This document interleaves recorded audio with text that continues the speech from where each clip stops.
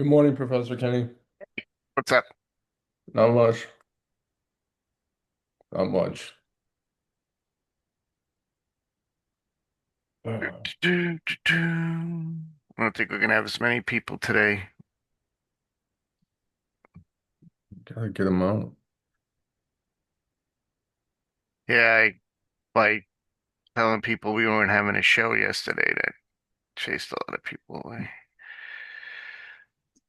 Yeah, whenever they do a pre-tape, I never get, we start out with like six people and then everyone just trickled in over the course of the night.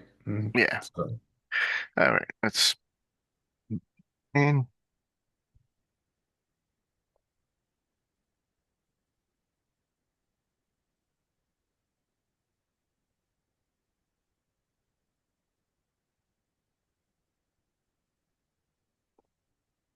okay, good morning, folks. Let's approve offering. Today is January 7th, 2026, a Wednesday. Um, This is the post show after the two-way morning meeting, not affiliated with two-way. I'm your host, Professor Kenny, and I'm joined by Alan Chernisky. Alan hosts the evening show, which is usually after Mark's two-way tonight. So Alan's show, he'll put the link in the chat. Starts at 7 p.m. So today, still talking about Venezuela. We just grabbed two ships, so we're rocking and rolling. I keep telling everybody, you have to read that national security strategy document because it's Claudio's coming in because it's pretty fascinating and they're following that doctrine. And to be honest with you, I think it's a good doctrine. I think, listen, we protect our hemisphere and we kick the bad actors out, and then that gives us the leverage and the power we need. For how many years are we going to let Russia dick around on our side of the world?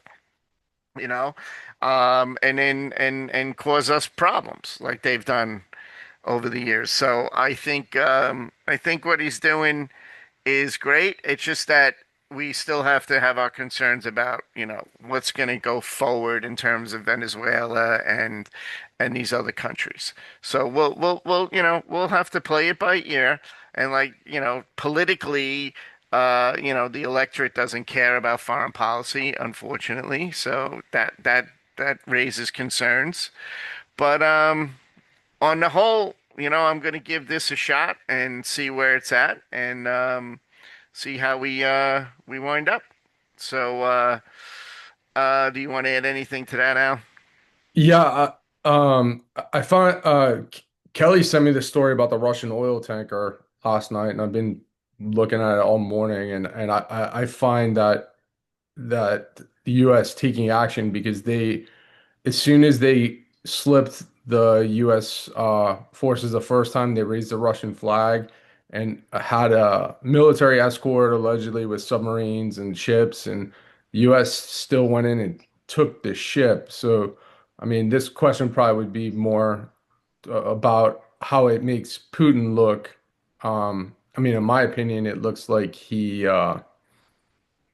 pants Putin in front of everyone, and you talk about him always capitulating to Putin. I mean, this is actually like standing up. So I'm curious to see how this is going to affect negotiations in Ukraine, and see if this is going to be a continuation of standing up to Putin, just showing him like we can do what we want. You have your little military. So Yeah, that's I was on a panel last night that Aaron invited me to join. Evan was on it.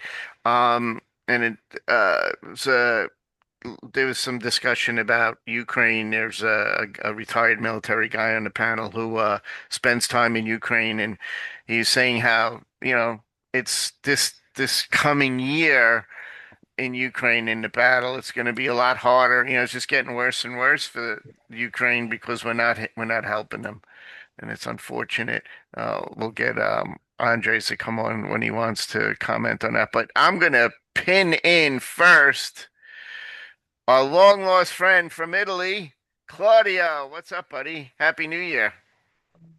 Happy New Year, everyone. I had hard shifts at work, and that's why I wasn't present because I Okay. was but I follow the news of everything, so it's okay. And I had this discussion with my friend that is a centrist. I'm more of a right wing, as everyone says, about this thing of Venezuela.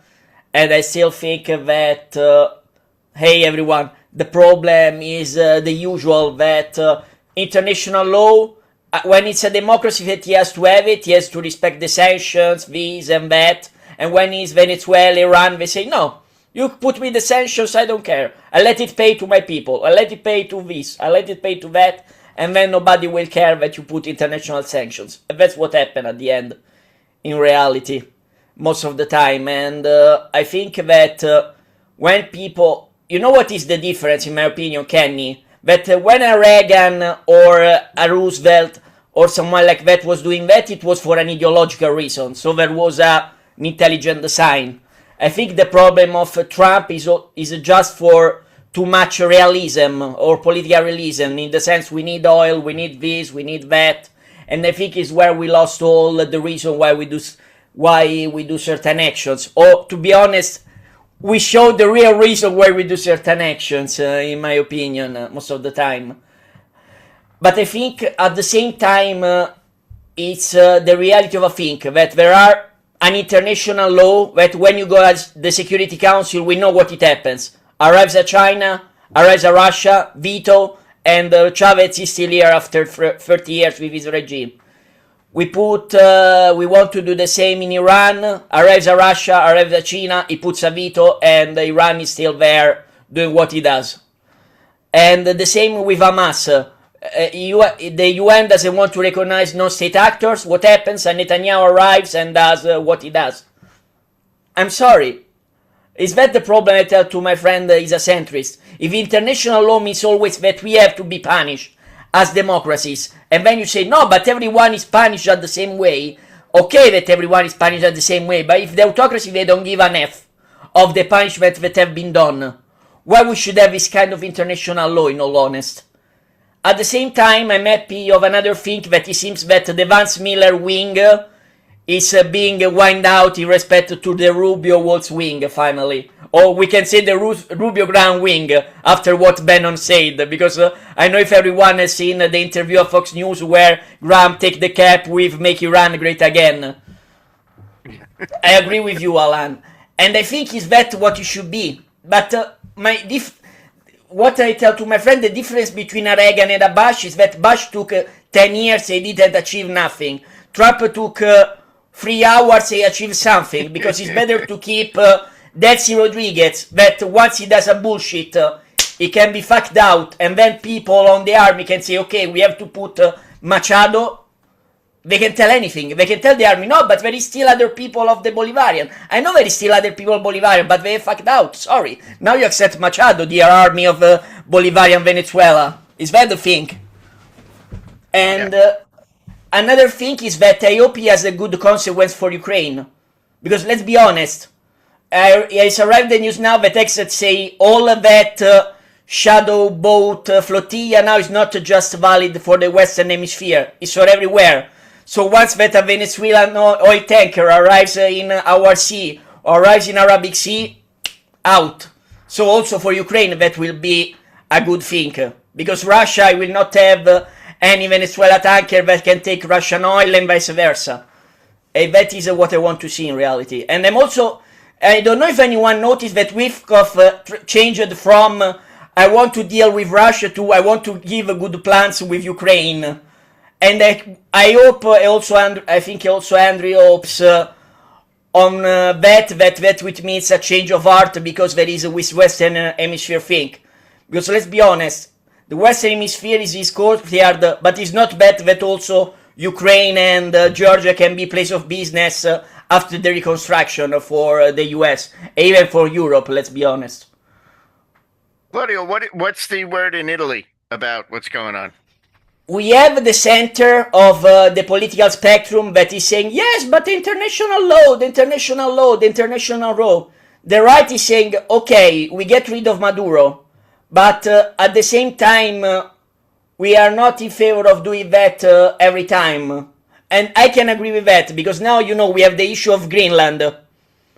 And Greenland, this history is more complex than simply Denmark that say, yeah, you don't have to annex Greenland yet, because Greenland is a place that doesn't want to have any other military bases, whether are from the European Union or from America.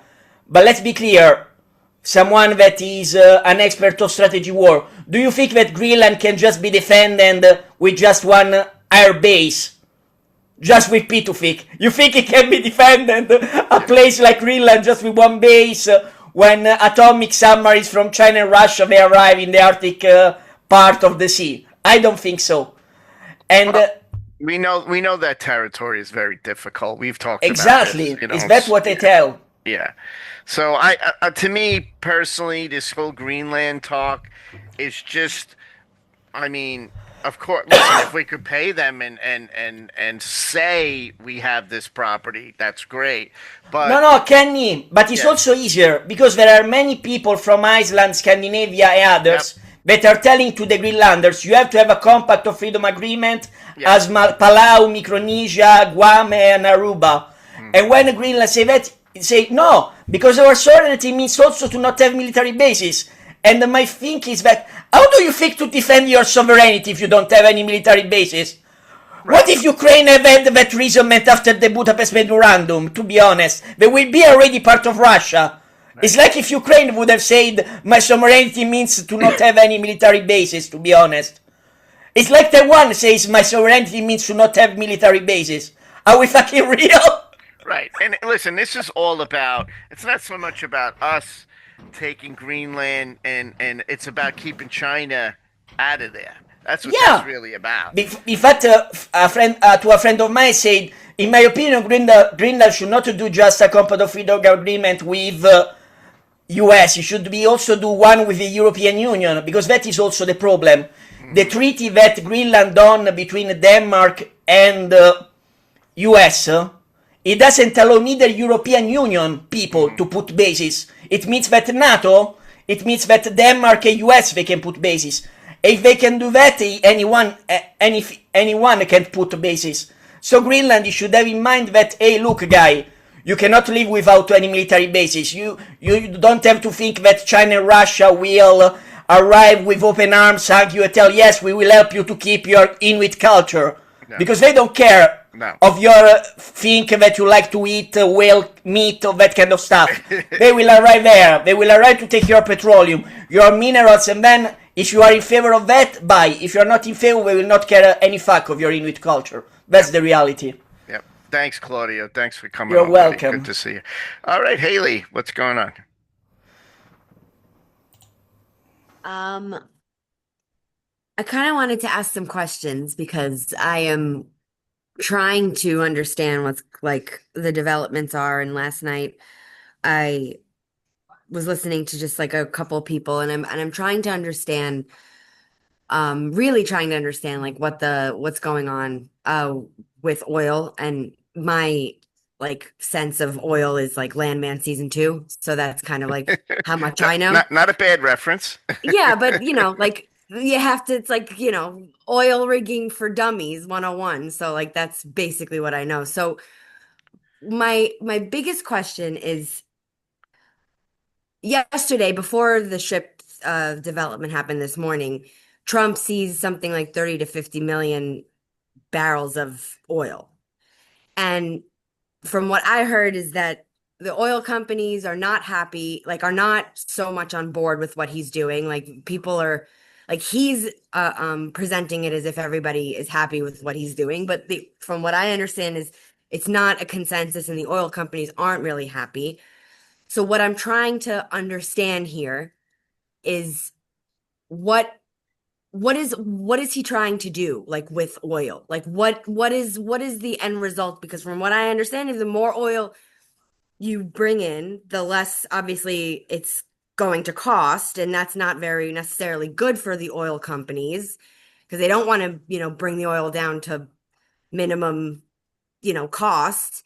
So, and it's not like America's the number one producer of oil and gas, from what I understand. I could be wrong about everything that I'm saying, No, but no, I'm just you're trying on to it. ask You're on questions it. because I'm really trying to understand what he's trying to succeed with oil. It's the oil that he's seizing apparently, or not seizing, or like, whatever it is, taking, whatever the word you want to use.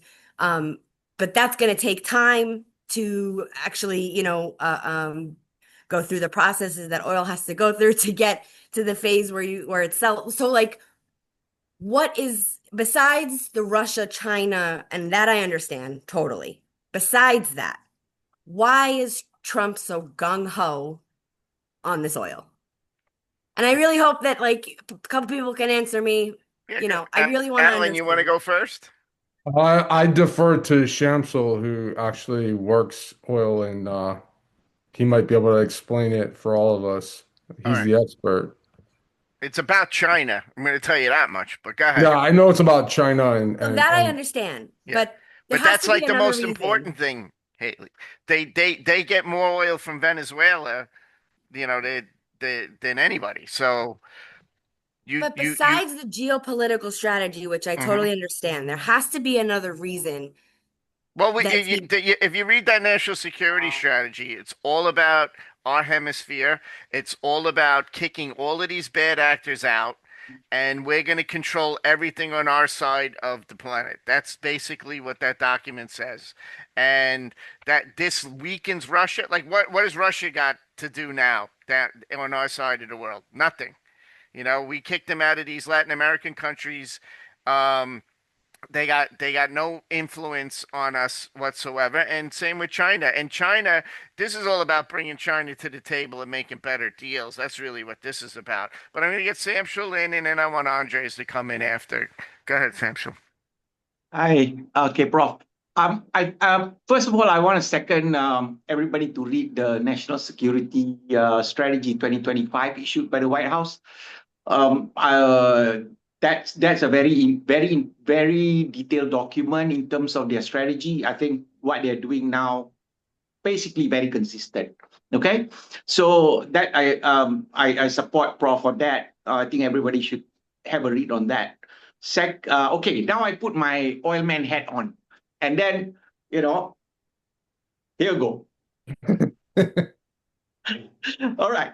Now, with respect to oil, the question that like Haley was asking, to me, it's more like I from the very beginning, I felt like Trump is just putting a shiny ball for everybody to look at, when the real reason is actually geopolitics. The real reason is to take out China and Russia out of the whole hemisphere. Okay, the thing about Venezuelan oil, because of the nature of its crude, yep, the Texas refineries are capable to handle Venezuelan crude, but 60% of the crude that is imported for these purposes for the refineries are coming from Canada. So I don't know. This is the part that I'm not really sure. Number one, I don't really know how much more are you going to really need before you actually saturate your import into these refineries. Because these refineries, the only thing good about it, that's why to me the oil is cherry on the top of this strategy. That's all. It's not a big deal. Okay? Because right now the world has a surplus of oil. That's why we are seeing $58 per barrel. We are seeing slightly more than $60 a barrel. That's all. So if you were to ask me, that question Haley put is actually very correct, which is, I don't think Trump is dumb. I don't think the administration doesn't know this. They know this. They know that for American companies to invest into the Venezuelan infrastructure, it may not be that viable. Okay, because why? When is the return? And then it's gonna take you like 4 or 5 years before the infrastructure is really put back and uplift, going up to maybe 1.5 million barrels a day. So that's the thing that actually I think is a magic trick that Trump is doing. He's not talking about China really much, except for Stephen Miller, right? But if you look at it, that's the way I see how the Venezuelan play is. Okay, the two vessels that were, I think both of those vessels were carrying naphtha, if I'm not mistaken, and that is used actually to dilute the oil in Venezuela.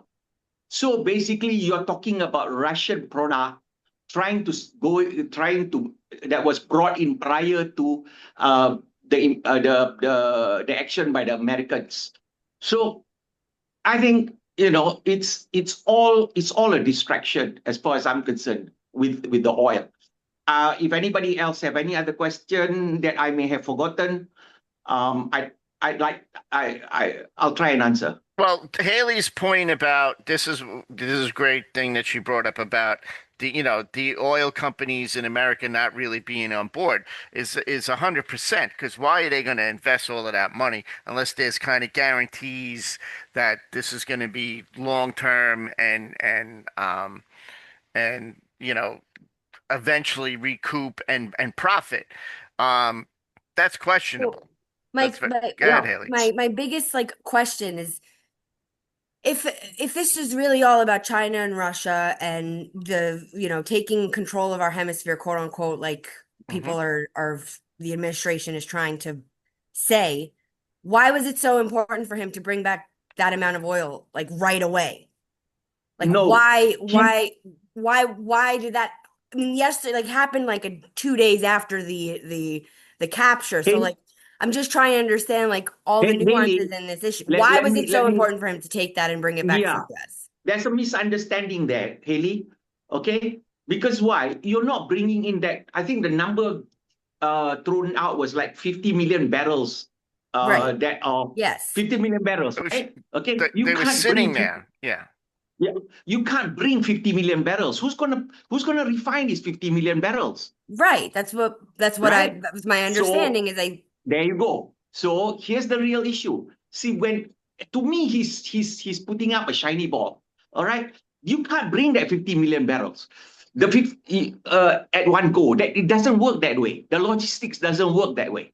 Okay, but he's so to obviously me, starting to like it. I'm not saying he's going to bring it back in one go on one trip of a cargo ship, but I'm saying it was something that was clearly very important for the administration to do in the first 2 to 3 days of after what we did in Venezuela. So there's obviously a reason why it was so important to be one of the first things on the agenda for the administration to do. And I'm trying to understand, other than China and Russia, I don't understand why it was so important to bring those to start the process of bringing it back. Like, why not just uh, leave it there? We are in quote no, unquote control I'll over tell you why. Venezuela. I'll tell you the reason why. Because now you have alternative to Canadian oil as well. All right. So it's not necessarily if I tell you, I mean, this is the thing that I find about the Trump administration. All right. They always put a big number and then they adjust as it goes along, or they just give you a shiny ball for the media to harp on or for the other side to harp on. But as far as they're concerned, every time I look at what they're doing, I realize something. They've got an agenda that, like if you say, why are they wanting this? Even if you bring, let's say 400,000 barrels, okay, you're already feeding some of the refineries. That then the Canadian oil also have to compete. But think about it again. So you've got now alternative. But that's just cherry on the top, Heli. Okay, so it's really not the thing is you are now taking control of your hemisphere, first Venezuela, and everybody is going to look at this and say, do I want this to happen to me? Brazil have to really think, Colombia have to think, and China can't do anything. Do you know that the other thing, and that's why on the other part, I'm quite in agreement with how they're approaching Greenland as well. It's something that needs to be done. It's going to take a longer term for that because you're going to negotiate actually. They're just playing leverage. That's all. And then just to add another thing, do you know that the US is restarting the Subic Bay base in the Philippines? So it's all coming together. So on the oil part, I hope I have answered a bit. Well, just we got to remember with oil, right? We produce about 13 million, 13 million gallon, 13 million Barrel. barrels of oil a day. Right. Yeah. Sorry. Yeah. Let me unmute you, Andres. You can jump in. Um, yeah, we produce 13 million barrels of oil daily. So 50 million barrels of oil, that's 4 days worth for us, right? But we're going to take supposedly what Trump says he's going to do is it's not like we have that oil. They're going to turn that oil over to us and we're going to sell it. I don't know who we're going to sell it to, but that's what Trump said he's going to do. I don't know what that means, Right, but but we're already the number one yeah, producer. I know. It just Yes, doesn't, I really am like trying to be as objective as get possible it. and trying to understand everything that's going on. And I'm warming up to I'm trying, I don't know if I'm It's warming up, but about I'm this trying to, hemisphere, I'm I'm telling starting to you. understand the China-Russia hemisphere thing. Yeah. Whether I agree with it or not is a different story. But I am starting to understand that aspect of it. I'm just trying to understand why it was so important for him to bring to start this process of all this oil coming back. And I'm just not getting I'm just not understanding it. So I just Andres, you want to jump in? Yeah, and I also want to acknowledge that Nicole has been waving her hands like crazy. Yeah, I So know. I'm going to get her in. love you, I'm going to Nicole. get her in. Just pointing it out. Also, so Haley, why did Trump feel this is very important? Because that was the amount of oil that was all ready to be Right. exported. It's not on ships necessarily, but that's the stuff that's ready in the hopper to go out. And Trump has basically said, no more for you, China or Russia, unless he comes up with a deal for them. So it's not that he seized, Nicole properly said he's not seizing the oil. He came up with sorry a that deal. No, I no, no, Yeah. no, apologize. no, no, no, no. Okay. I mean, in some interpretation, somebody would say he seized the oil, but he basically told the vice president, who's now the president of Venezuela, that you're going to give the money to me. And then in that odd statement on Truth Social last night, he said that he will be personally in charge of selling it, which doesn't make sense, of course, because the president doesn't have a oil company that he sells stuff to. That's not part of the White House. There Well, was some, we're going to ignore that, yeah, Andres. of course, like everything else, like Greenland and stuff. In terms of what can be done with this oil, if any place, it would be brought to the United States to be refined with our heavy crude refining facilities.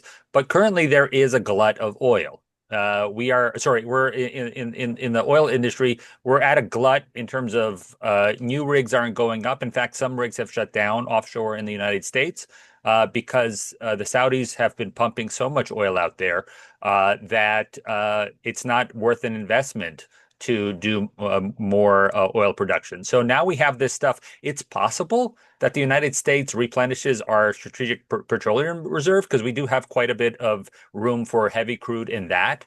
That takes it off the market for a while. And then the important thing, Haley, is that if we add Venezuela to the United States oil production, we would account for somewhere north of a third of all worldwide petroleum production. And that means that we can have our foot on the gas pedal or the brake pedal. Now, if Venezuela is technically a member of OPEC, Trump might order that to be changed. But if that's the case, then it's not just OPEC setting the price of oil, and Trump is very keen on being able to control the price of oil. The other thing about this is that we're not talking necessarily about gas here, because a lot of the heavy crude is used for other type of product. Like Shamsul said, the stuff that the tankers that are being interdicted by Homeland Security are additives that you put into the heavy oil for petroleum-based products, lubricants, etc. So we're talking about a mix of things that could come out of Venezuela. But the main thing is, why is Trump moving on the oil? Because he wants the United States to be able to control the price, or at least have a bigger say than we used to have prior to us taking over Venezuela, however you want to talk about So what you're saying in essence is Landman season 3 is going to be wild. In essence, In essence. it. So long as I have They more better Emmy bring on Larder, I'm Sofia happy. Vergara. No, we it's don't going to need be Sophia. Landman Caracas. Can't wait. All right. I'm going to jump the line for Nicole. You're unmuted, Nicole. I'll be fast, y'all. I know I heard just somebody do an exhale. Was that you, Andre? You're just, yeah, okay, fair. So I think that something that everybody is refusing to admit is that Venezuela oil is sanctioned and they can't actually sell it while it's under sanction. And the United States can. So the reason why that oil is coming here is because we're the only ones that can sell it. Secondarily, I've heard a lot of people talking about, oh, how are we going to get private companies to back the infrastructure development of rebuilding all the oil fields and everything in Venezuela? And private companies don't back that. They're not privately insured. That's not the way it works. It's backed by our government and the treasury licenses and OFAC, and has always been. That's not a new Trump thing. Chevron has always been involved in that, is still active there, and they're gonna be backed by the government to rebuild all of this infrastructure. Like Venezuela doesn't have a lot of other options as far as how they rebuild their economy and lift their people out of poverty if they're not maximizing their one major, somewhat functioning natural resource. I think that the other thing to think about is that if we're not funding it, Russia and China are, and that's a big issue for us. I think that we could all admit that. And I think the secondary thing that is important to say is that it has been announced by this administration that the expectation is that these private companies are going to have to front load the money for all of the investments, and that maybe they'll get some type of tax write-off. Obviously, with all the new equipment write-offs that we have, I'm sure that's going to go into that. The other thing that I think is important is that right now, the current laws surrounding Venezuela petroleum are very restrictive. They were very state focused in order for any company to be there. It's like China. They have to have at least 50% ownership of the company. They have to be able to, they get like 30% royalties. They get like all of these profit share kind of things are built in. And so I think is going to be this rub here where those laws are going to have to be changed or adjusted in order for this whole situation to really thrive. And those laws were put in when everything was nationalized. So I just think that there are a couple different moving parts. We're getting the oil because it needs to be sold, and we're the ones that can do it under these sanctions. And I think that the other like hand wringing about who's going to insure? Why would oil company do it? An oil company would do it because there are massive oil fields to access. That's why. And there's money to be had. And if those, like I said, if those restrictive petroleum laws in Venezuela are changed and there's not these like 50% ownership requirements and XYZ, then the risk lessens by a lot for all of these petroleum companies. So that's my 2 cents. Yep. No, awesome take. Let me bring in Kelly. Oh, I was just gonna comment on that tanker. Yep, go ahead. Earlier. That the one that they got in the North Atlantic off the coast of like the UK, Ireland, that one actually didn't slip through the blockade when they got close. So that tanker left Iran, and they can spoof the location of the tanker. They turn off their their tracking. So it left Iran, and then, it gets lost for a little while. And it was actually originally flying a Panamanian flag. So technically it's illegal under international naval law to switch your flag while you're underway. So that gave us, an opening to get in there. But they hightailed it out of there and went dark when U.S. forces were around.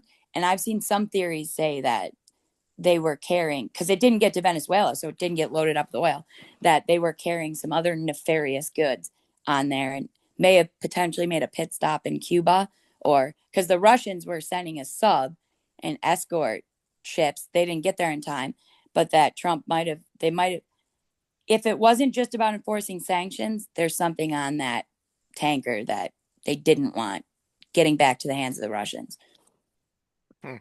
Okay, interesting. We'll see how that plays out. Let's bring in Jack. Hi, Jack. Good morning, all. Good morning.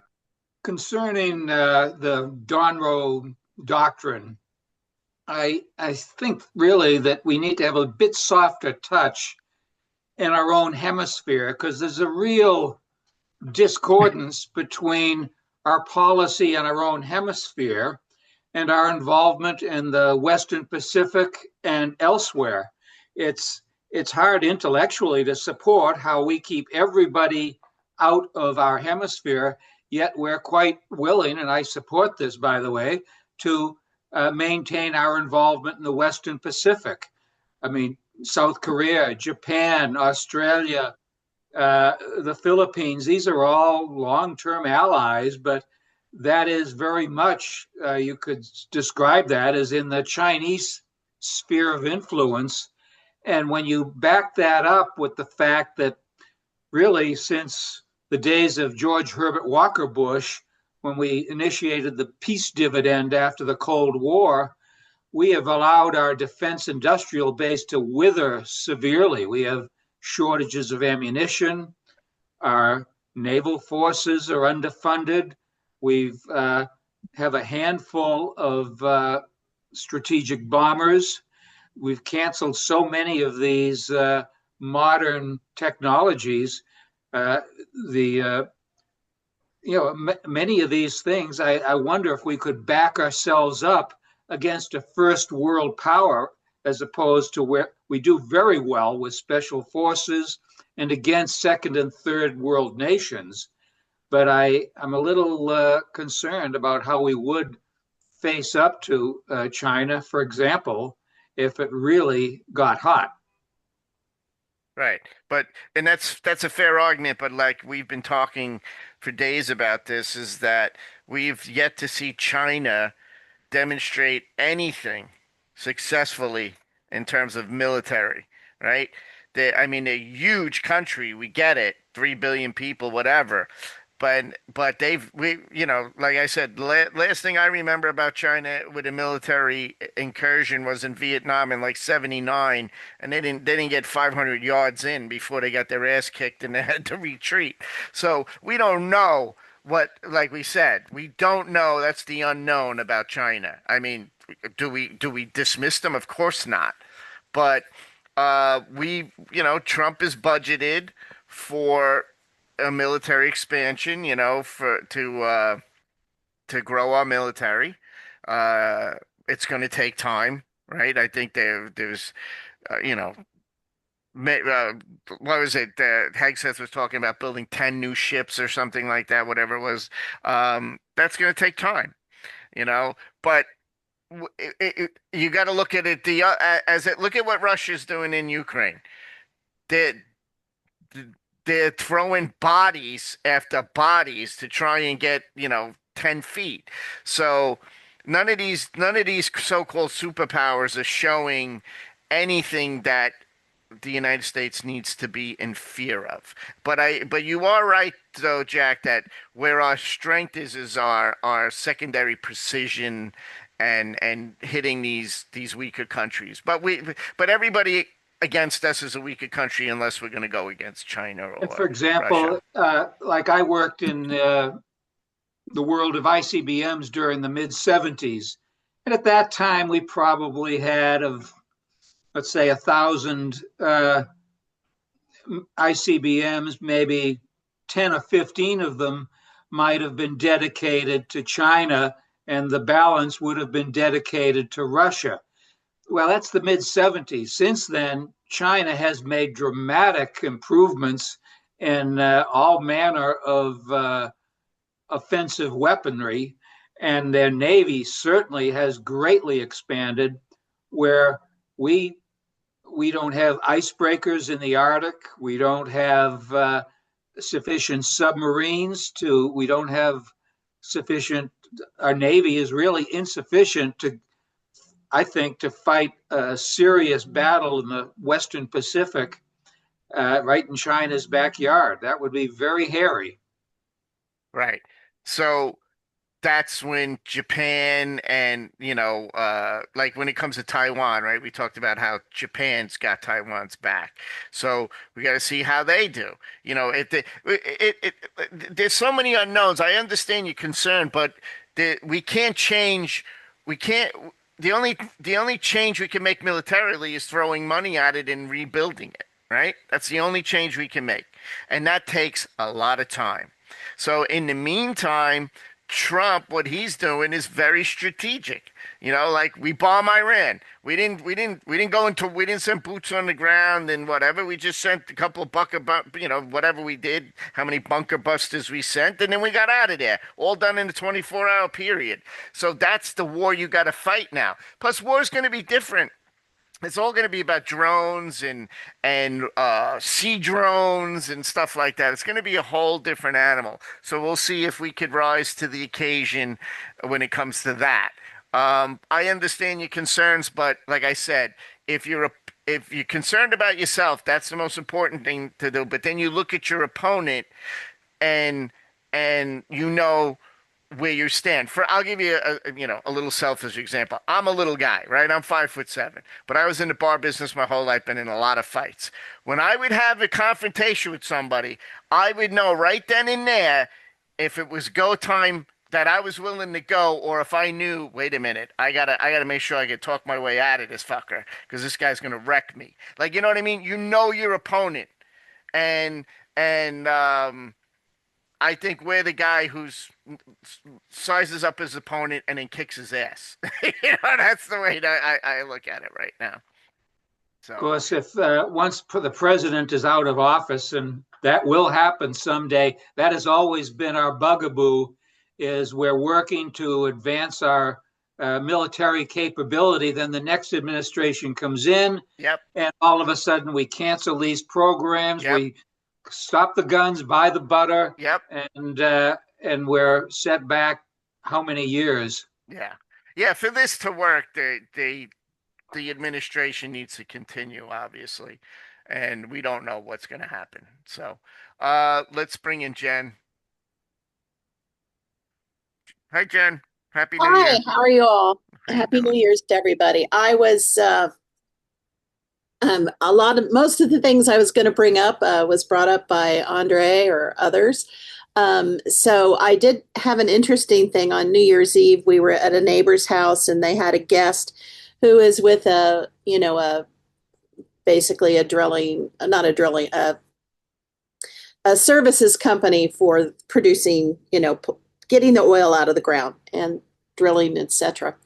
And we were talking about Landman and whether it was realistic or not. And just so I thought, is Haley even? Oh, she's still there.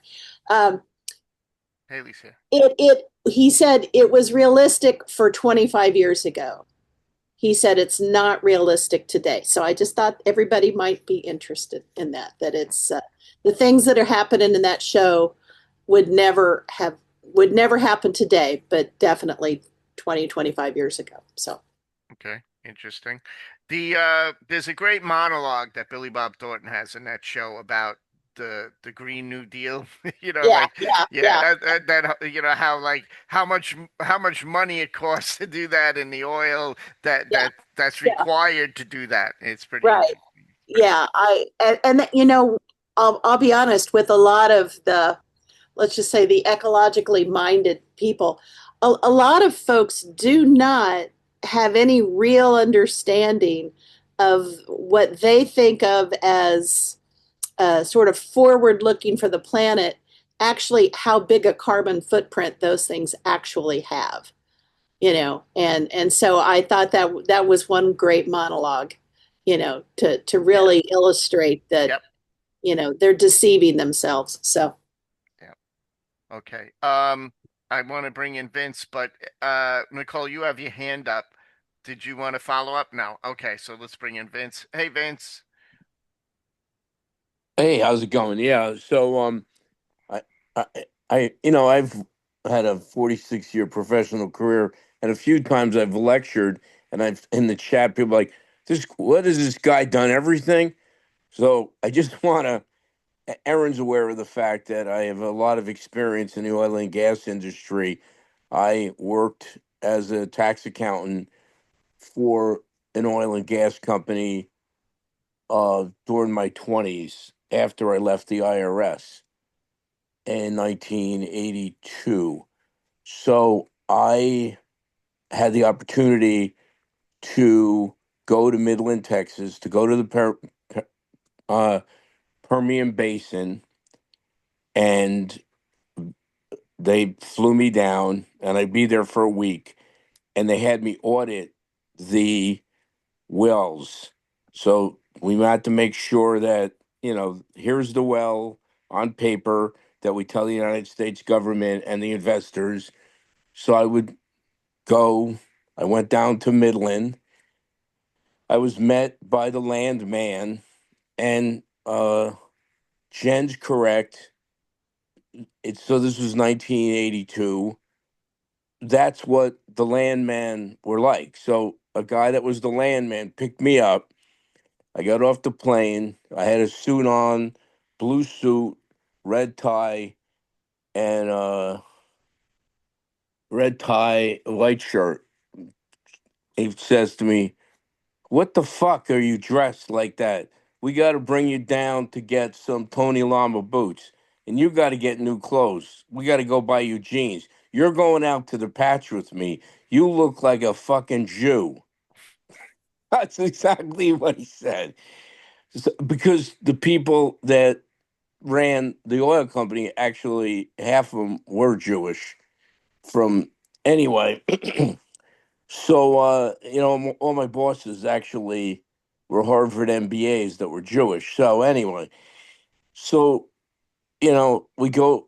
He goes down. I buy a pair of Tony Lama boots. I put on jeans. We go down to the patch, and he says, "So you're not a Jew, you're a Guinea." I said, "Yeah." He goes, "Oh, you know how to fire a weapon?" I said, "Yeah, sure." He takes out a 357 and hands it to me. Now we're on the patch, and he goes, "Let me see how you can shoot." So I'm shooting on the patch at like a target with a 357, and he's like, "Yeah, you're okay. You're okay. I can spend a week with you." And so the show, and I've maintained contact with this man over the years, and I eventually bought uh, I bought I bought into rights of an oil well. I own uh, overriding interest, and that's worked out pretty well for me. A couple of years ago, I was offered. I paid $10,000 for this well, and I was getting checks and checks and checks for years and years. I bought it in '87, and then they capped it, and then they fracked it, and then I got a check for 5,000. And then a couple years ago, I was offered $25,000 for my interest, and then I sold half of it. So I've done really well owning this overriding interest. But in fact, what Jen says, Landman, that it was extremely accurate, and but I guess it's not like that anymore. I'm actually gonna call the guy this afternoon to find out, if it's not like that anymore. Yeah, what But I want to do is I want to save the landman talk for Friday when we do the but live show. I just want to follow up Nicole. What Nicole said is very accurate, and I just want to remind everyone that the the the dictators, starting with in 1999, they nationalized. So, and Aaron knows this, and I'm sorry I missed last night's call, but they were the world's biggest producer, and as you mentioned, they were in OPEC. They were the largest producer, and because of nationalization and kicking out the oil companies, that they went down to 600,000 barrels a day, and that's because they destroyed the infrastructure. So another thing I just want to say, and I know I've been on the phone, I've been on talking too long, but Americans have to stop thinking there are oil companies. They're not our oil companies. They're global, worldwide oil companies. Somebody like Rex Tillerson, who was the chairman of ExxonMobil, had met with Putin over 150 times. That's why they made him Secretary of State. in Trump's first administration. So they're not our oil companies. They're publicly traded global worldwide oil companies. And these oil companies were thrown out of Venezuela, and they're going to be coming back into Venezuela. And they need $100 billion to increase the infrastructure. And that $100 billion they'll put up, but they'll receive at least $100 billion in tax credits. See, and that's what people don't, know much about. Is that these companies receive billions and billions and billions of dollars of tax credits that Americans don't know about, don't understand, are never going to understand. That's just the whole system. So lastly, it's no different. After World War II, the Iranian government nationalized the oil companies and kicked out all the oil companies. So then in 1954, the CIA, we brought in the Yep. Shah, Yep. and it was because of the oil companies with the Eisenhower administration and the Rockefellers and Exxon. We went back in, put the Shah in power, murdered the existing government, and the oil companies were back in power there. And as you know, when the Shah got toppled and had to leave in April of 1979, Yep. They all got that kicked out. started the 1979 oil crisis. Yes. Yes. So, this isn't the first time we've done this, right? I mean, if the oil companies get kicked out by the communists or whatever form of government and nationalize them, they want to come back in, and they're going to be coming back in. Yep. All right, Vince, I'm going to ask you a question later, so if you're sticking around. Yeah, I will. Okay. Okay. All right, Lily, what's going on? I just wanted to contribute to this conversation. I have so many thoughts. So I'm not an expert in any of this stuff. Obviously, I have just kind of general knowledge from having read what's in the news and paid attention for some 20, 30 years. Coming from Canada, the tar sands is obviously a big story in Canada and has been for decades.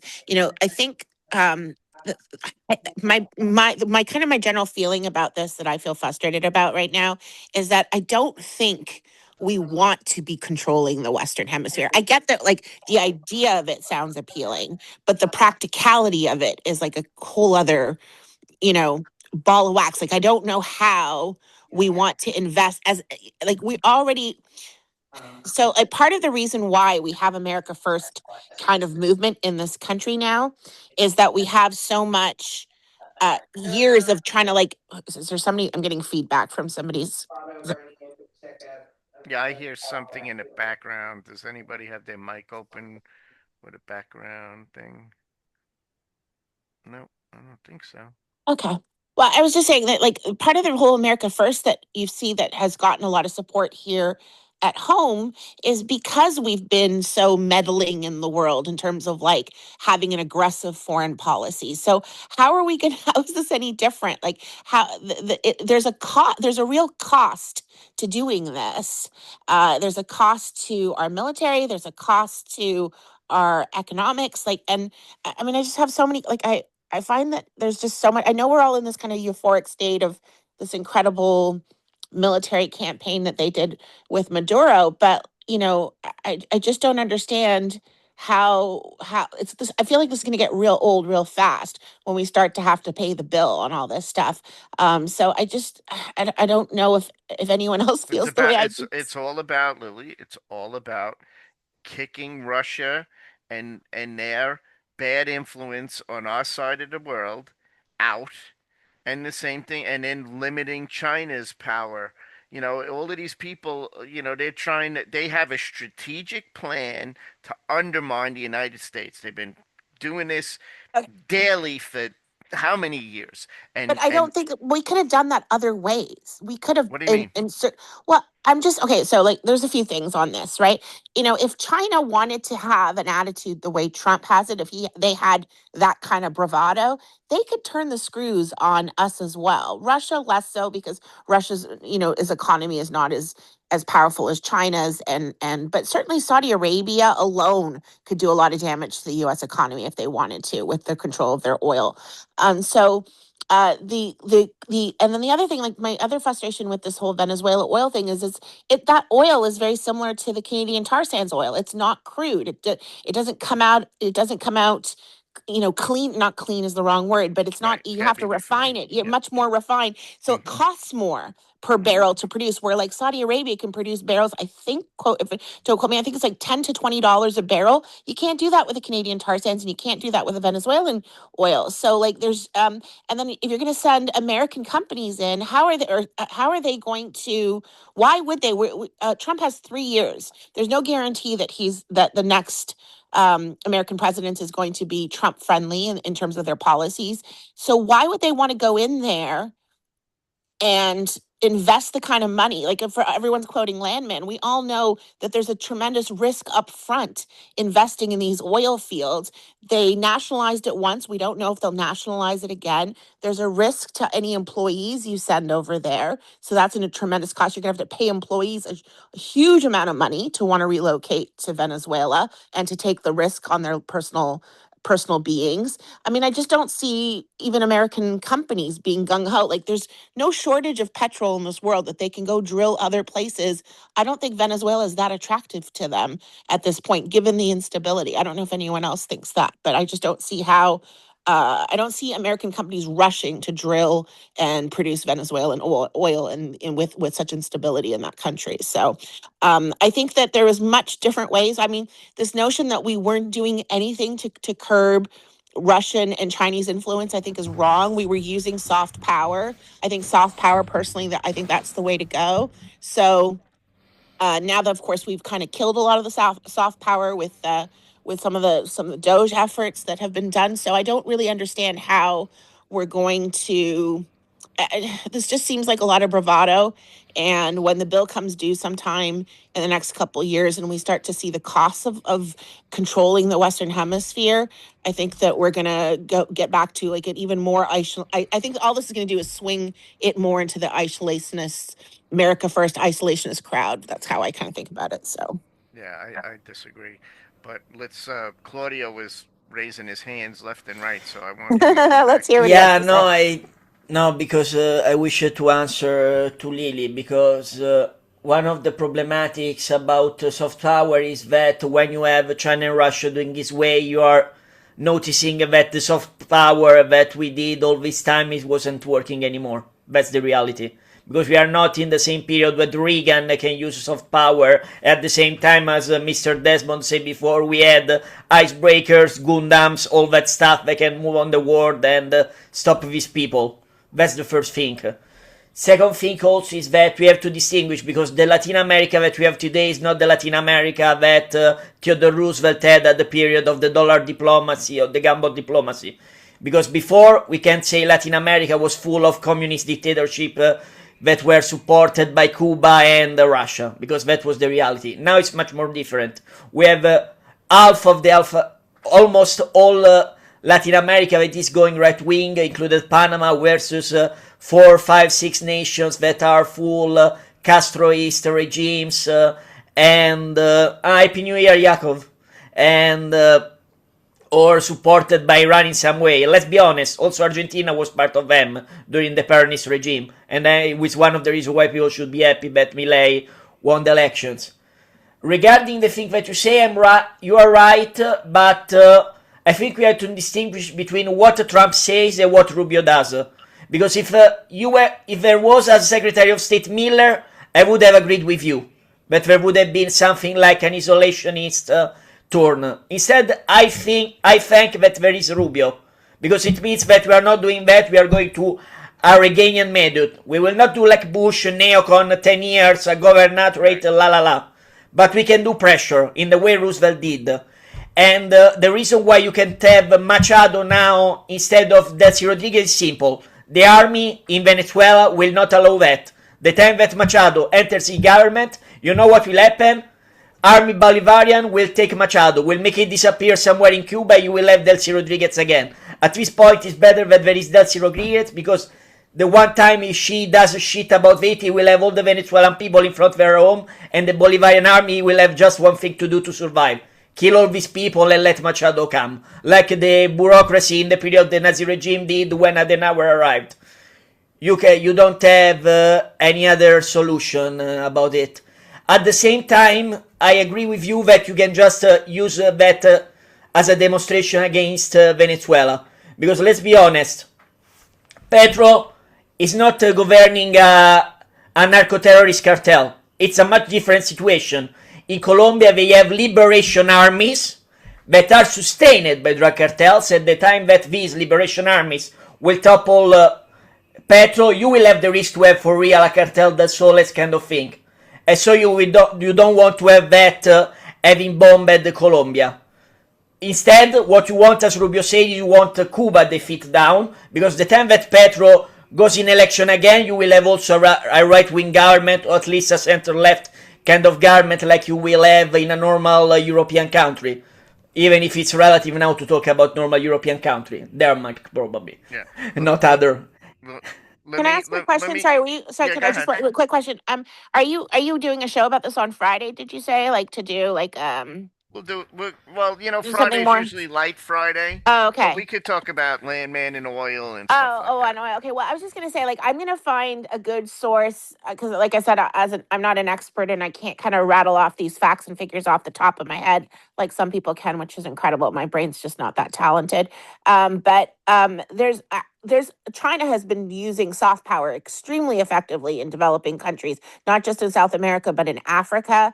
I don't know if you guys are aware of this. I've read a few articles and seen a couple news pieces about this, but they are doing all sorts of development projects all over Africa and South America. And so I feel like that is the more effective way of gaining power and influence in the world. That's kind of like my school of thought, my way of thinking in terms of thing. It's clearly not Trump's way of doing business and diplomacy, but I would like to share that. I'll find a few articles and share that at a future time. So anyways, thank you for letting me say my opinion. Thank you.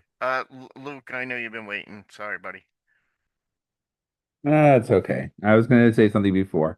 The biggest, I think there's two things coming out of this. One, I don't know if a lot of you know, is that the president was kind of was in charge, but it was the generals who were really in charge because the generals were the ones who were in control of all the ownership of all the stuff that would give out the GDP. And so you need to get the generals on board. And if the generals are acting like the mafia, it's going to be very difficult. That's the biggest issue right now is Right.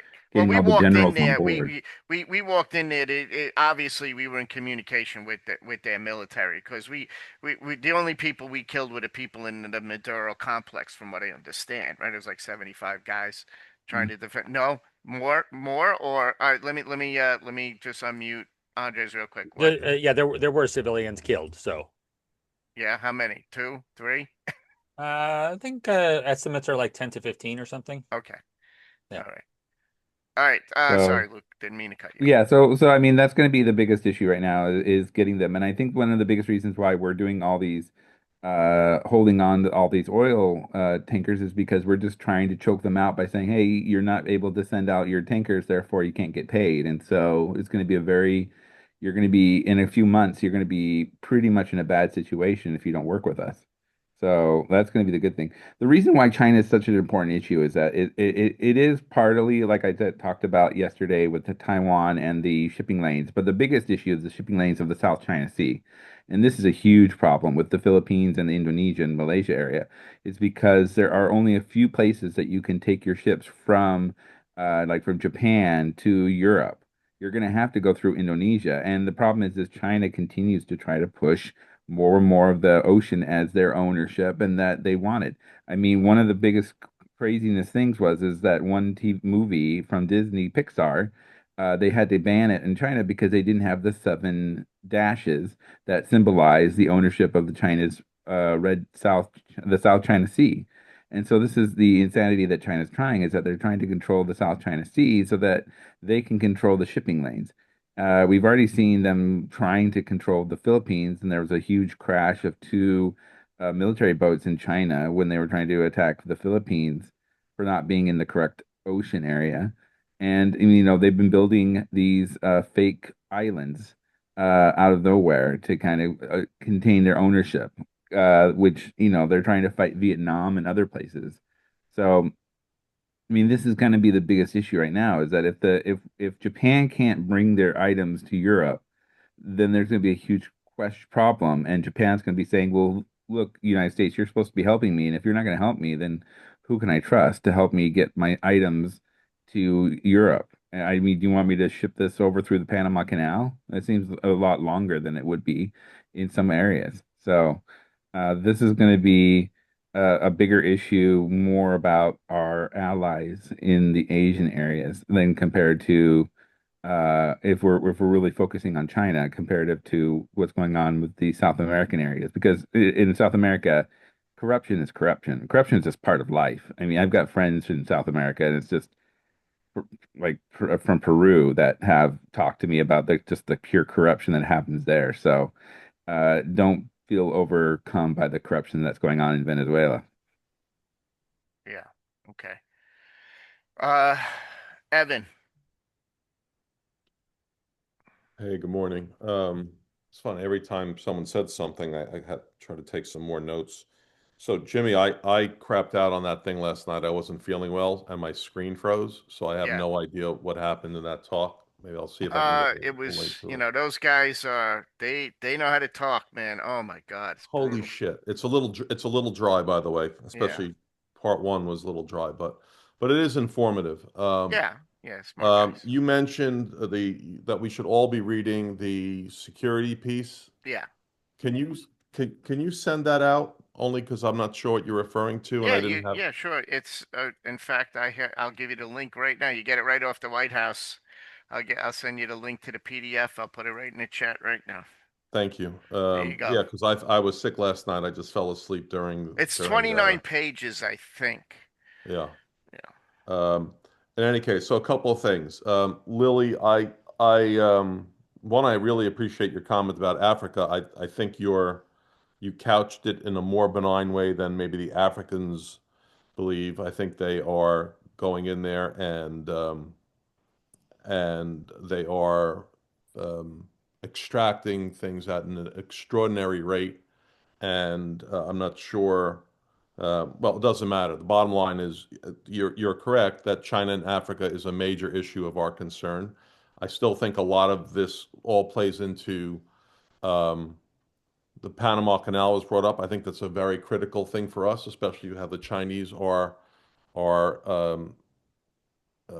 growing their footprint in that area. I think that's a major concern for us, which Lily is kind of why I don't think controlling the hemisphere. I think you downplayed it a little bit, and I would respectfully disagree. I think it's enormously important to us. The same, now, and the response to that could be, well, we're in their hemisphere, right? We've got 600 bases all around the world. Some of them are in their hemisphere, and what makes ours right and theirs wrong, because we're on our side. That's why.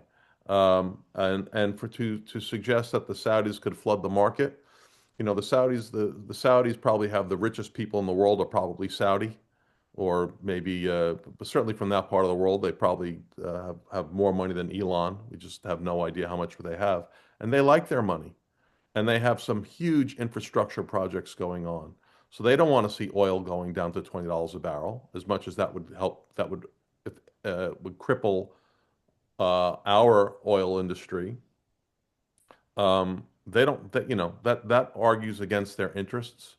So I'm not so sure that that they have that kind of galvanizing power like they had in like 1973 and 4. The world's a different place, and the Saudis have developed into a little more of a reliable, I say that with a small r, reliable ally, and as I said, they love their money. That's where they've certainly westernized. Um, Vince, you made an interesting comment about the people you dealt with at the oil field, some of them being Jewish. My father in 1950, I think, when he went to college, majored in geology, and his mother said to him, "What the hell's wrong with you? There's no Jews in the oil industry."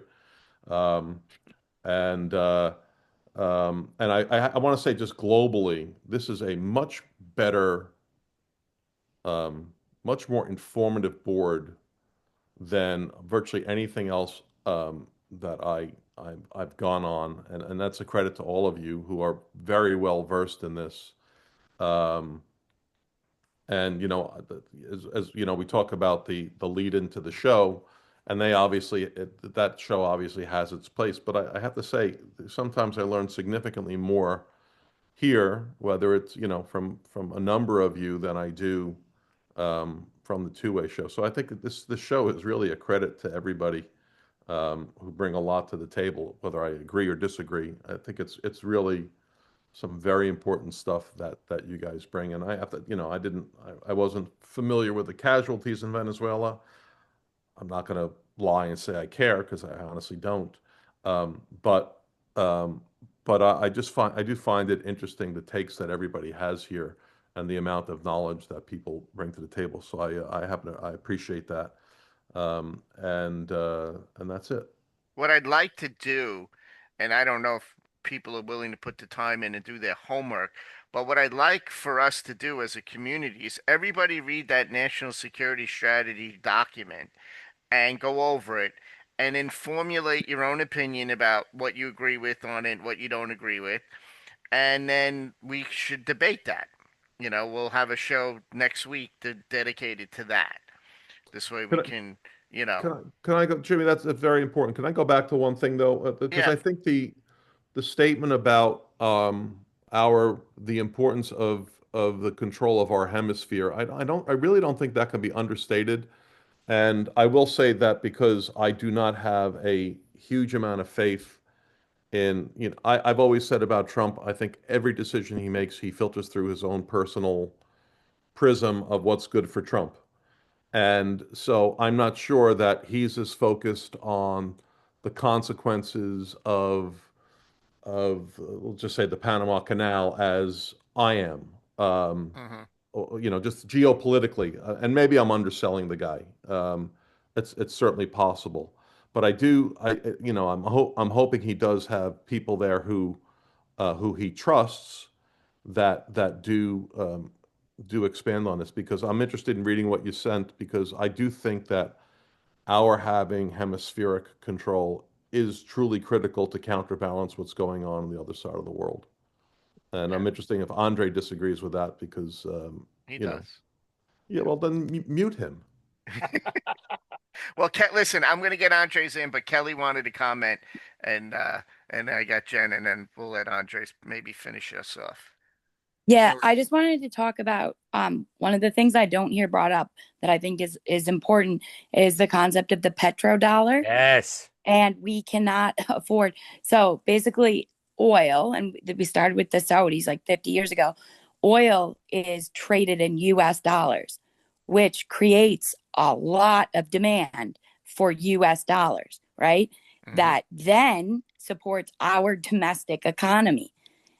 It makes the US dollar the currency reserve currency, and there is a pattern um, there basically, if you try to trade oil in anything but US dollars and you're a smaller country, not that long after we end up invading. Like in Iraq, Saddam had switched from trading oil in US dollars to the euro just a couple years uh, before we before we invaded went for in, weapons of mass destruction.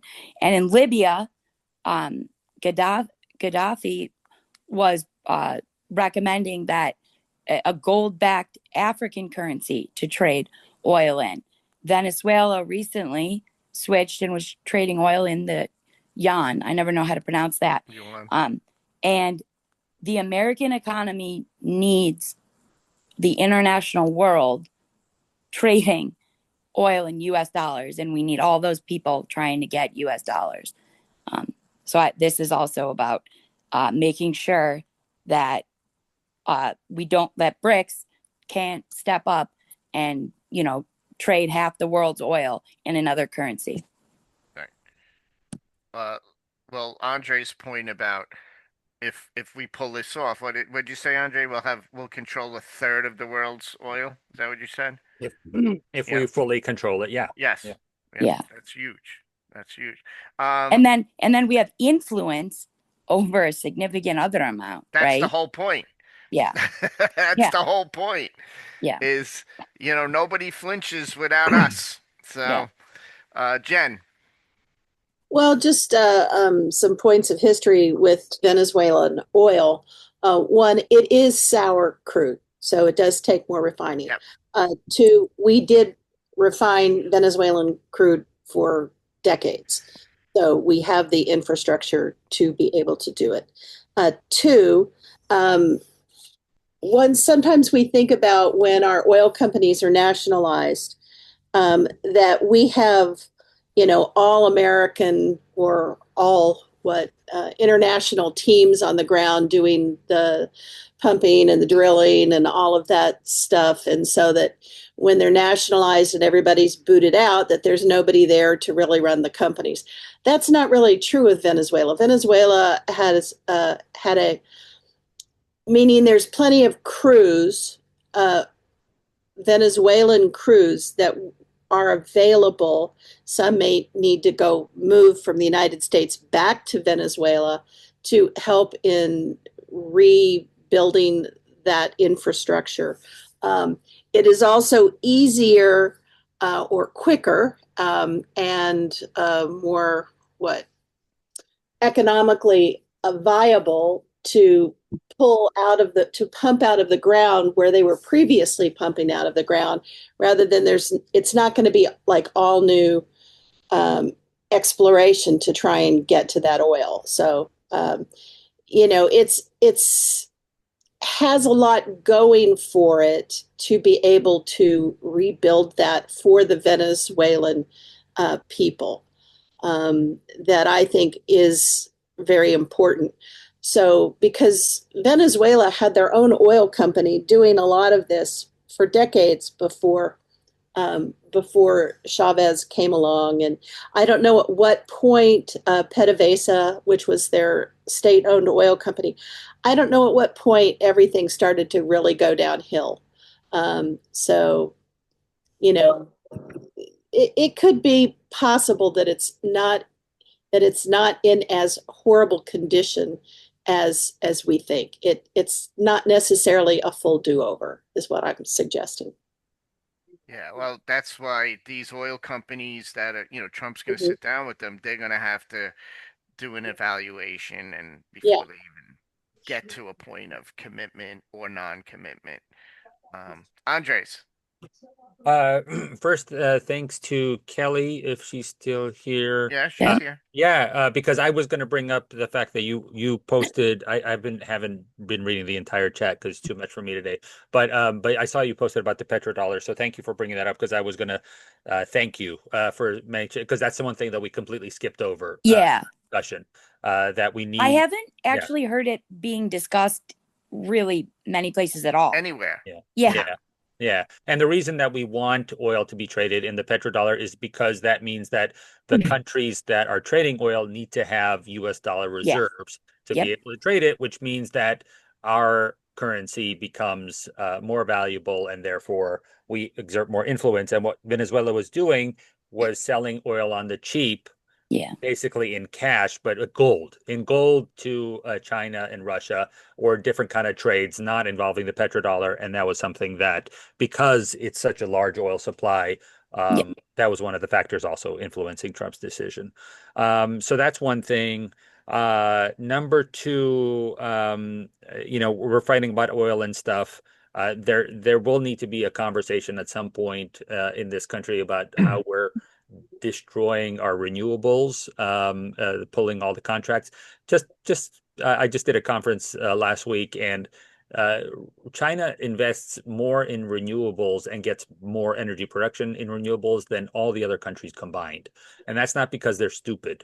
Also, same thing with U.S. energy companies. They're not investing in renewables because they're stupid and they think it's and they don't understand the landman monologue or whatever. They're doing it because it's profitable. But what unfortunately we're doing in this country is we're cutting off a lot of the stuff, and that allows China to dominate in the way that they've now taken over all electric cars. There's nowhere, no U.S. company, Tesla, and everybody combined is going to be making as many electric cars as China. And that's just the way of the future. That affects battery production for space stuff. China does have the first independent, space station up there in low Earth orbit, that once the International Space Station comes down, they'll be the only ones up there. So it's part of the conversation about being competitive, that we are not investing in that. And that means that the US government is not investing in that. And therefore, we're allowing China to pants us in that respect.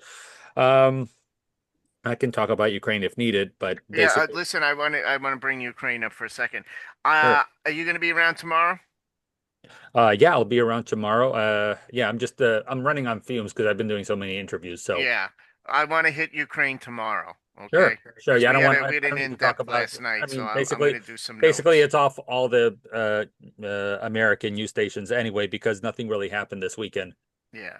other than Paris on Monday. But then on Saturday, the day of the strike on Venezuela, there was a meeting of all the different national security advisors in the world, except for the United States, who had Steve Witkoff zoom in with a Hawaiian shirt to this meeting and from Palm Beach, obviously. So Yeah, it tells you how we can fill serious you they're in on all taking it. that tomorrow. Yeah, I just wanted to bring up the energy stuff. Oh, let me just finish with Greenland.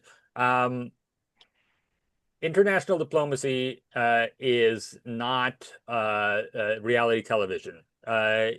Trump is very good at reality television, changing the conversation daily, dominating the news and stuff. International diplomacy involves people who are called permanent ambassadors, people who have long memories. Countries have long memories. People will remember what happened in the Oval Office with Zelensky for a very long time, but that's a separate issue. People will remember what happened to the South African president for a century. People will remember the rhetoric the United States is using about Greenland for a very long time. This is not the kind of thing where somebody can pop up on Piers Morgan and stuff and say, but actually the president meant this and he said this. That doesn't work in the world. Once the genie is out of the bag about us using different language, about how we claim that we can take these oil tankers without a UN resolution or any international agreement with other countries, Organization of American States. We're just cutting ourselves off at the knees. And at some point, we're going to get hit hard like 9/11. We're going to get hit hard and we're not going to have the same kind of friends that we used to have. Yeah, well, that's obviously a concern when you start. Yeah, I got you, Evan. But that's obviously a concern when we decide that, basically you need us more than we need you, Yeah. right? And we're going to dictate how we run the world. That's obviously going to be a problem. And But the lesson to other smaller states is you got to get tough and strong very fast, and you got to punch. Like you said, the small guy yeah, sizing up other people, yeah, but we're encouraging these countries who we kept in a box saying, listen, there are international rules. You can't do this, you can't do that. right. We're ripping that Band-Aid off and saying, listen, if you got bigger tanks, if you got better drones, you're in charge of there. That's Yeah, your sphere of influence. yeah. Well, But to be another fair, thing, about the hemisphere. I'll let whoever was speaking. I'll let you speak in a sec. Another thing about this policy in the hemisphere, we have to the Latin American countries. We have to kind of rebuild them economically. Like we have to influence them in such a way that their economies grow and that they become more assimilated with American ideals. Sure. That's the only way this works. So, were you saying something, Kelly? Somebody was I was jumping just in. gonna say though, to be fair, flag hopping is explicitly um illegal in maritime law. Like you can't. Okay. But who's the international police for that? Yeah. Well, I'm saying strictly speaking, it's a little more complicated than just saying boarding them. Yeah, and Like, there's international maritime courts that we could sue people for, but there's no like I'm the guy on the block with a gun. Everybody listens to me, and then we'll figure it out later. I mean, yeah, I just adding it's a little When like you said flag hopping, did you mean like them swi- changing the yeah, flag, registering. Yeah, switching the registering. yeah, flag, right? that's what it's So you don't called. attack or whatever, right? Yeah, Yep. yeah, that's Yep. what it's called, and Yep. it's Mm-hmm. Can Uh, Isn't it nice that they swapped out for a Russian flag and we were like, go screw yourself. It doesn't yeah, matter. eat a bag of Yeah, exactly. And if you have a sub underneath us, good luck for you. Good luck to you. Evan. Just so you know, I think 95% of the Liberian flag market is on tankers. I think Yeah. that's the only place you'll ever see a Liberian flag Hmm. outside of Liberia. But Andre, I will say this. I completely, before I go on the attack, I completely agree with you. That we are, even though I currently agree with the policy, we are exhibiting an extraordinary amount of arrogance Yeah.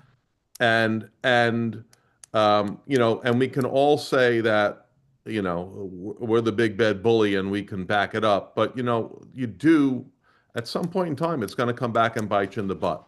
So it may be Vance, it may be Rubio, it may be someone else if the Democrats eventually, when the Democrats eventually go back in power, and there'll be some type of capitulation. But I think we need to at least acknowledge that we're being pretty douchey in a lot of ways. We are saying we don't give a shit about sovereignty. We don't give a shit about a lot of things because we're putting ourselves first.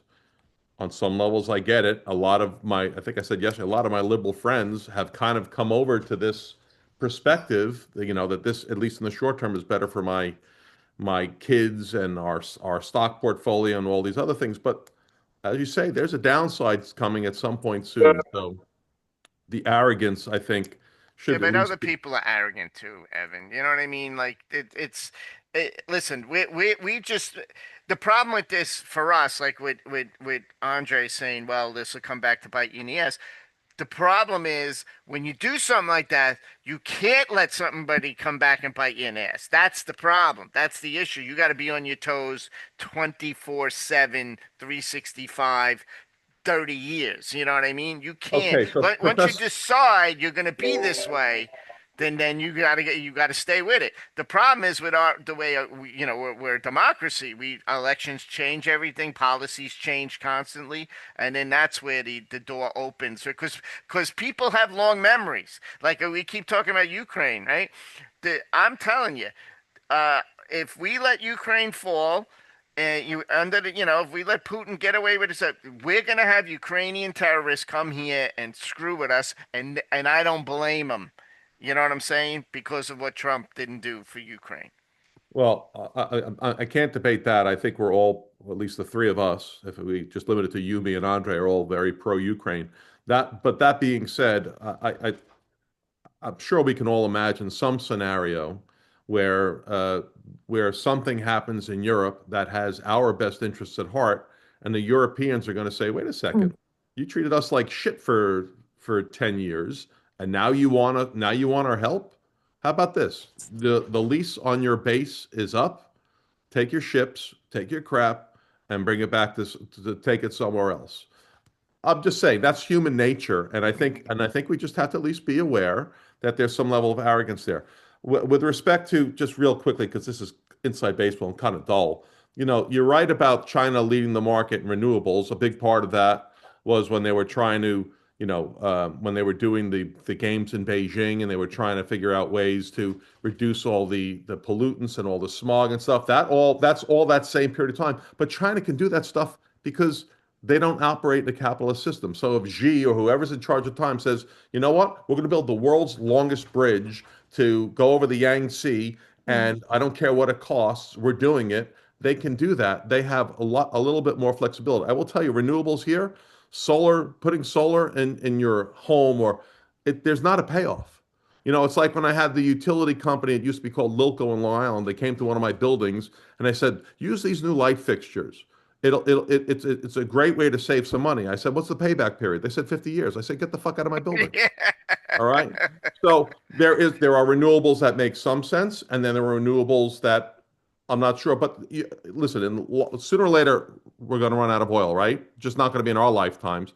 So it would be nice if we just try to set up a better option for people down the road. But renewables to me is kind of like the deficit. It's an important issue. It is an important issue. But the one thing we have our strength is we kick it down the road. We constantly kick the deficit down the road, right? Sooner or later, someone's going to pay the piper. But that's the bit about renewables. But Andre, I didn't hear your argument, and I know there's people in line, so I'm going to shut up. I promise. Yeah. I didn't hear your argument as to why you thought I was wrong about the concern about our hemisphere. And I promise I am muting, and I'm not going to interrupt. Wait, and can I just say one last thing before Andre jumps in? Because it's to him. I've made the point on this show multiple times that, I don't know why it's fair that the US has to be responsible for policing shipping around the world, right? So we can't in one breath say the expectation is the US, polices the shipping lanes of the world, and then in the next be pissed when the US is policing shipping in the world. just seems like a little bit of a contradiction. All right, I'm done. All right, I'm gonna. Here's how we're gonna go, folks.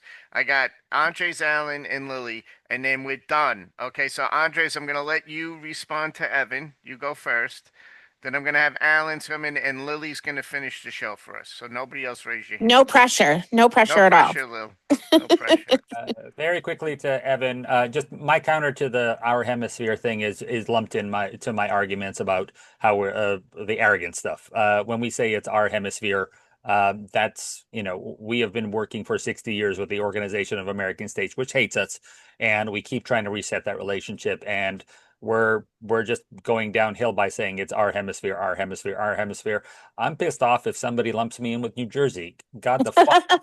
Somebody from Venezuela says that I'm in, the same hemisphere, or I'm under the control of somebody else.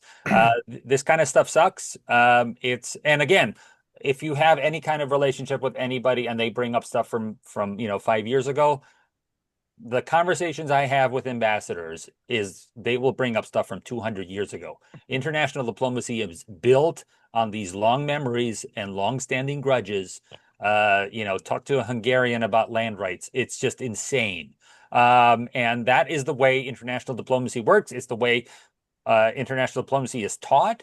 Is to know everything about your opponent and all of their history. And this stuff, like Evan, said, is it will acknowledge that it's, this will bite us in the ass at some point. As to renewables, the one thing I'll say, Evan, is that in your house, yeah, it's 50 years. At scale, in an office building or a complex, we are talking about different things.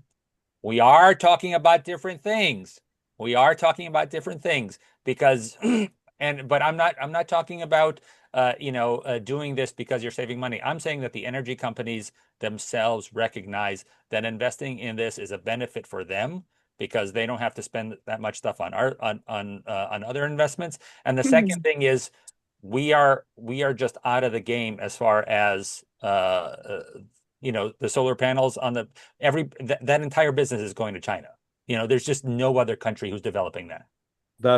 You're right, because it's not a great business for us. And I will tell you that if you want to tell me about LED lighting being energy saving, you're right. If you want to go all the other directions, I'm telling you, in New York, where I'm paying anywhere 26, let's say 26 cents a kilowatt hour, yeah, it's still not renewables is not a benefit in my commercial business. Okay. So I'm sorry I violated my unmuting rule, but I'm muting it. Both Evan and I there should be a violating rule, like a tip jar. Liquidate. That's what we're gonna do. We're gonna liquidate everybody. All right, listen. Before I get to Alan and then Lily, I just wanted to say, some of you smart Alex out there, you really helped the show today. I appreciate it. So very good. Good homework. Good.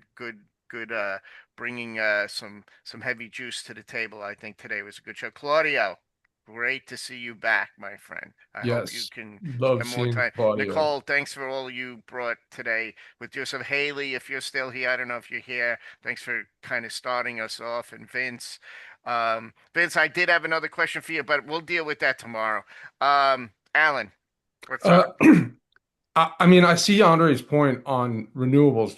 China's definitely ahead of the game, and Evan brought up some of the things I was going to say about China is, they don't have the same constraints, and China is simultaneously developing these renewables and transitioning to them while fully using their coal, their nuclear, their LNG, and whereas, I applaud the Democrats for their no their virtuous their virtue towards the environment. However, we're trying to cut our nose off to spite our face. We're saying, "Oh, well, we're going to ban this by 2030. So we're going to ban energy. We're going to get rid of the engine of our essential economy right now and try to go to these unreliable forms of energy." I'm not opposed to developing them.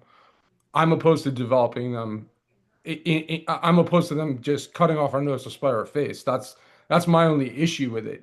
If we had a sensible policy, it would make sense. But that's why China's leaps and bounds ahead of us, because they're simultaneously using all their energy and not limiting it to this and causing problems. So that would be my only point.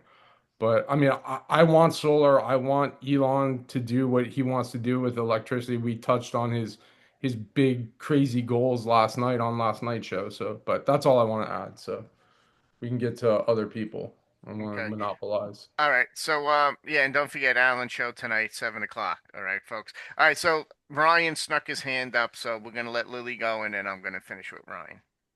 What? I lost my closer No, position? you're demoted. You're demoted. Ryan's a heavy hitter from California, so I Okay, got I because got I'm I the got to put him in opposite the of a heavy cleanup hitter. I was role. about to say it was too much pressure because I am like the opposite of a heavy hitter. I really have kind of like folksy way of looking at stuff. So that was what I wanted to contribute because I really want to hear, so I've been trying to find ways of articulating my concerns, and I feel a little bit inadequate doing so because I don't have fancy facts and figures. But I consume a lot of history podcasts. I love history and I like listening to the history podcasts. And the things that I think about a lot on a kind of a macro lens is I think that we think about the United States as being, we are the world's only superpower, but there is no empire that hasn't been fallible in the past, and there's this. I don't think we should fall into the trap of thinking that we will always have this dominance, and or we should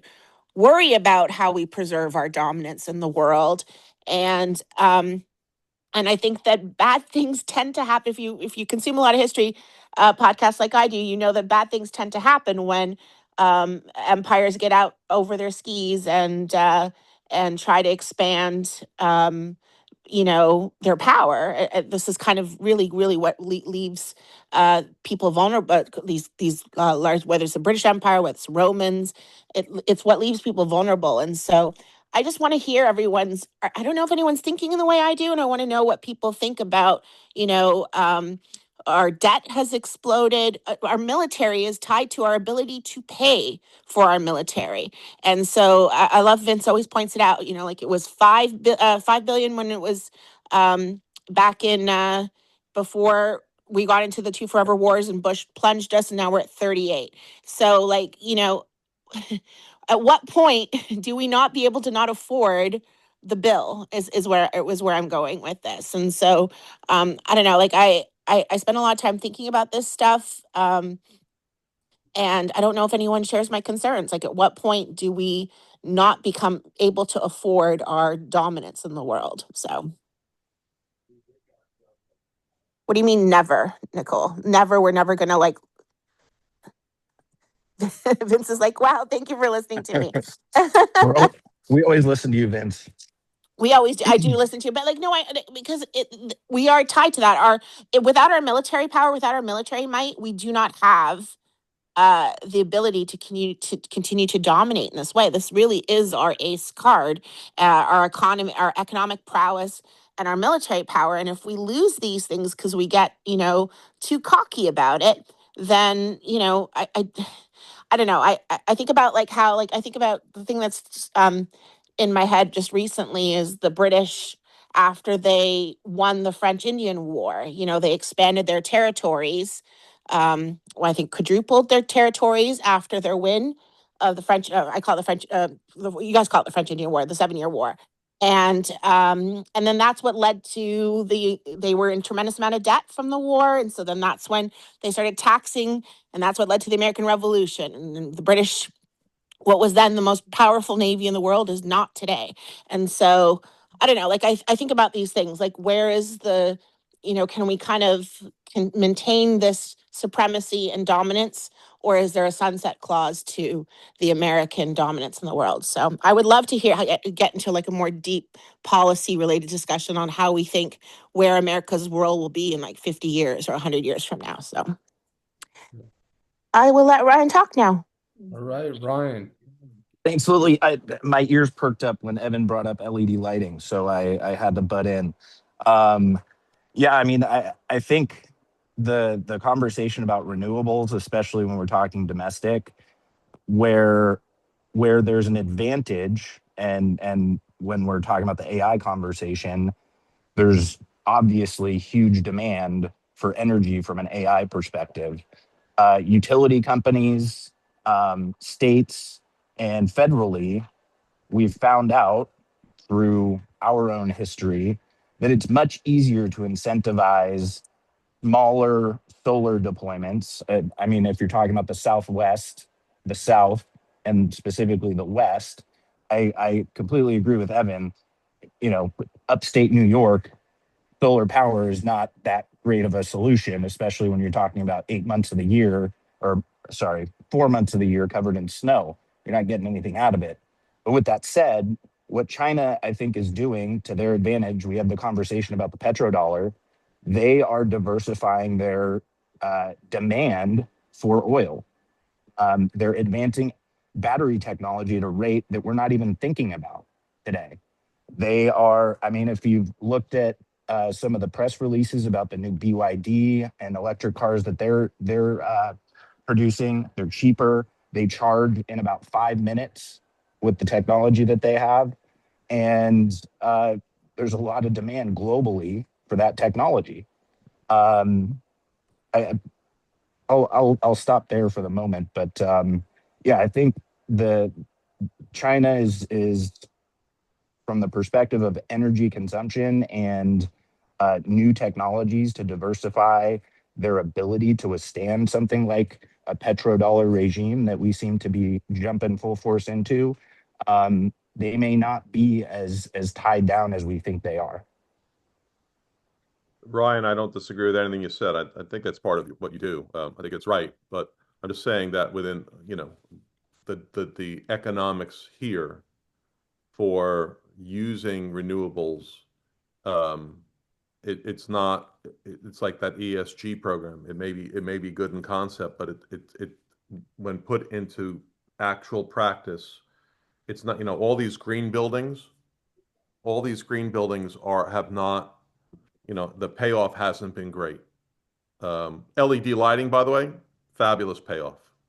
It is, it's very valuable, and it is the given, right? There's no more fluorescent light fixtures we put in any of our buildings, just not the way it is. So that's a genuinely really good payoff.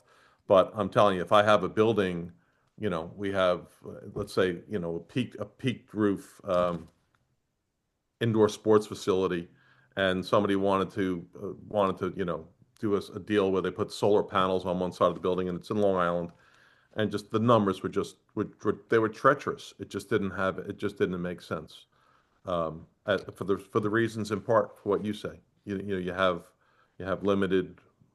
There's not sunlight as much as you need it for it to pay off. But Yeah, I mean, it's an important discussion. It is. Um, yeah, where I come from, and I think I mentioned this before, I'm definitely very into sustainability and the green aspects of things, but we should be attacking this, especially with the advent. If we want to be a player in AI and the leader and maintain that leadership, we need to be growing our energy supply at an exponential rate. And we're not really touching that yet. This thing in Venezuela is not going to help us with the future of AI. but they're Um, but they're not independent events. no, no, I guess I shouldn't Right. have So you're connected it to talking Venezuela. policy, you're talking policy, which I don't think anyone can reasonably disagree with, which is we need, for the same reason the rest of the planet needs, we need to develop alternate sources of energy. We need to have a hydrogen fuel cell that can be compacted. We need to be able to harness the power of lightning, which we can create in a small battery. There's lots of things we can do, and I have been an advocate that the government should say, hey, listen, if you're able to come up with this, we're going to give you $25 billion because it's an investment in ourselves. It's a huge payoff. Yeah, whoever said SMR, you're absolutely right. The small nuclear reactors, a huge, huge potential market. Yeah, but I would just retort quickly that unfortunately, this administration is pulling back on a lot of those initiatives. The DOE, Pacific Northwest National Lab, is losing people at an exponential rate. They historically have been behind a lot of the research done around these energy projects, new energy systems, and incentivizing private companies to do this sort of stuff. We're backing away from that funding because yeah, of Doge.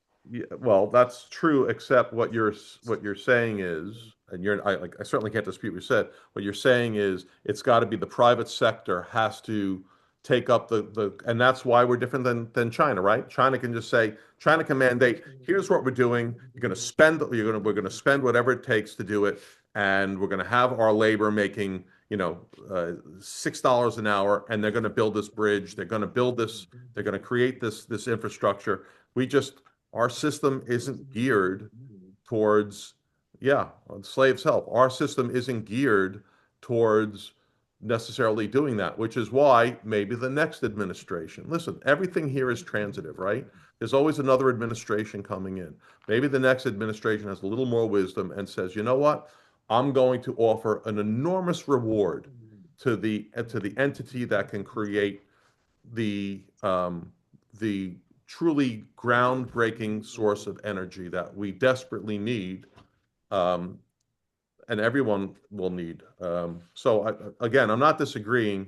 I just think there, all of these things have to be done. This is the problem. All of these things, we have to run parallel tracks with all this shit. And there's always going to be an impediment on one side, right? Whether it's someone who is a huge private sector, anti-regulation, um, power party in power, and then that flips back and forth. But we have to care about what's best for us. And geothermal is another one. You're right. We as a country, we can't get just constantly confined by the political whim of the day, and we have to at least, we should be able as the people to keep our eye on what is critical for the future generations. I'm glad Alan brought up geothermal. There's a really interesting startup that not out of Yellowstone. They're actually doing it out of Mount Hood. Yeah. They're looking to try and do high temperature geothermal conversion, which they believe will give us exponentially more energy than traditional geothermal technologies. So, I mean, there's a lot of stuff out there. My point is that historically, the great technologies, the internet is a great example. That was not a private enterprise. That started out as our government, and then public private partnerships grew the internet. It wasn't just some guy saying, "Hey, let's start the internet." That was, I think, it was our Defense Department. Um, Anywho, oh, thank you, Nicole. Ryan, I just said Yellowstone because that's like a big audacious gaudy goal to like have the biggest volcano in the biggest hot spot in the world Mhm. producing all the electricity for the United States if we could crack the geothermal code. So I was Yeah, just but if Well, it and then we if got it to if it then we goes got to off, connect our. Alan, if it goes off in it's due in the next 40,000 years sometime. If it goes yeah, off, the number of people here are going to go down by 30%. Just telling yeah. you. If anybody But knows anything about Mount Hood, I've been there. You can't stand up. The wind will knock you right down. It's unbelievable how windy it is there. So, all right, listen. All good discussions. We got to wrap it up. Okay. Don't forget Alan's show tonight. We'll be back let me put it in the tomorrow. chat.